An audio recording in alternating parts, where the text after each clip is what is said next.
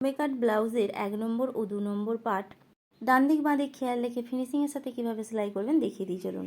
প্রথমে 1 নম্বর পার্টের অস্ত্র দুটি 2 হাতে 2 পার্ট নিয়ে বিছিয়ে দেব। তার নিচে ঠিক 2 নম্বর পার্টের অস্ত্র দুটিও বিছিয়ে দেব। অস্ত্র দুটির ওপর মেন ফেব্রিক বিছাবো। বিছিয়ে সুন্দর করে চারদিকটি সেলাই করে নেব। 4টে পাটি সেলাই করে নেবার পর বাড়তি কাপড়গুলি পরিষ্কারভাবে ছেঁটে ফেলে দেবো। ভিডিওটি পরবর্তী সময় দেখে করার জন্য টাইম লাইনে শেয়ার দিয়ে রাখবেন। তারপর 1 নম্বর পার্টের সাথে 2 নম্বর পার্ট পাশাপাশি বসিয়ে দেখে নেব ডান দিক বাঁ দিক। তারপর ওপরে রেখে সামনের পজিশন থেকে সেলাই করে আসব। ওপরে অবশ্যই দুটো সেলাই দেব। সেলাই করার পর পার্টটিকে দুভাঁজ করে মধ্যে বরাবর টেকিনটা তুলে নেব।